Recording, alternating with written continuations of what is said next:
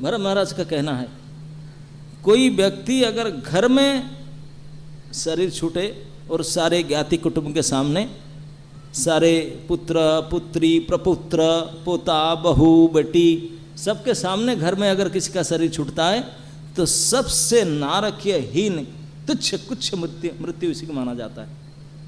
सबसे 5th class का death है।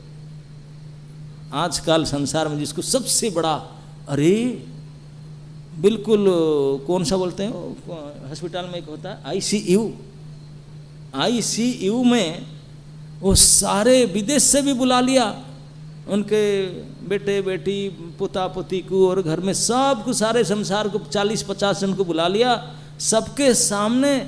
वो सब बोलते थे ताऊ ताता चाचा पापा क्या दूं, क्या इच्छा दूं, ना थोड़ा रसगुल्ला दिला दो, थोड़ा ये जो भी उनका सही इच्छा पूरा करने के लिए सब उनके संबंधी आएंगे। इस प्रकार सबके सामने मरते हैं। बोलते सबसे नारकीय मृत्यु हुई है। भागवत सिखाता है how to die, art of dying. ये आर्ट ऑफ लिविंग नहीं सिखाते। आर्ट ऑफ लिविंग कैसे सिखाएंगे? ये संसार मरने के लिए बना है, ये जीने के लिए बना ही नहीं है। यहाँ जिया नहीं जा सकता, यहाँ सभी आए मरने के लिए। यहाँ जीने का सोचना ये मूर्खता है। सबको मरना होगा तो कुशलता से जिएगा क्या है? मरना सीखो भाई, मरना ही है काम, मरना ही है। तो आर्ट ऑफ डाइंग वो कहते हैं कि घर संसार मरना नहीं। मरना कैसे है?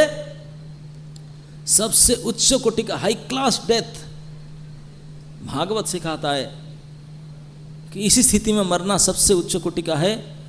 इसी स्थिति में मरो जहां चिल्ला करके आवाज करने पर भी कोई सुनने वाला ना हो, आपने आदमी कोई पास में ना ही हो, विकल होकर के मृत्यु यंत्रणा में पड़ करके चिल्ला रहे, हाथ पकड़ बचाओ बचाओ मर रहा हूं, कोई ना सुने, कोई ना सुन पावे। जब इस अवस्था में चिल्लाओगे तब हरि याद आएंगे। निराश्रय मांग जगदीश रख्य। जब और कोई सुनेगा तो भगवान याद नहीं आएंगे, वही याद आ जाएगा।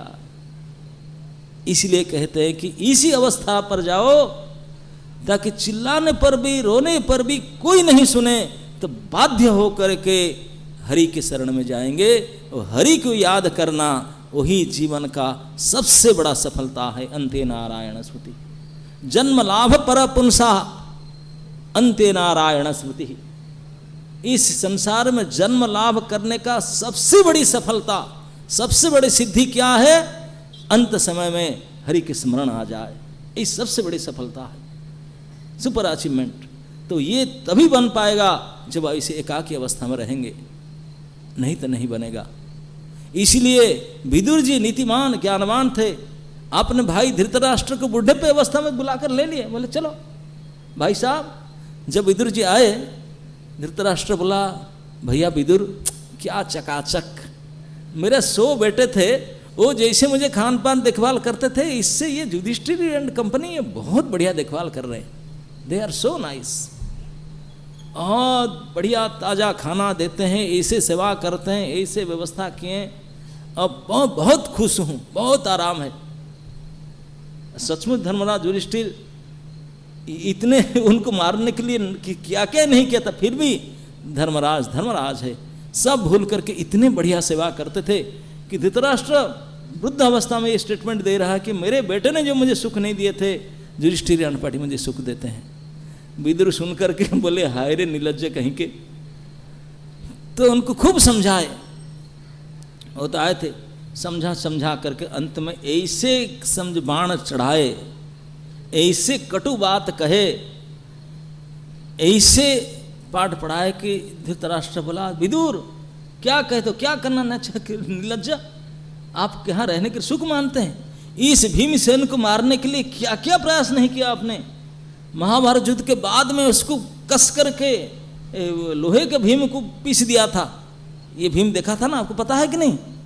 अभी ऐसे द्वेषी भीम आपको आकर खाना देकर जाता है, बता है जैसे कुत्ते के सामने टुकड़े फेंकते हैं ऐसे देता होगा। आप तो देख नहीं पाते, आंख नहीं है, आप इसको सुख आराम मानते हैं।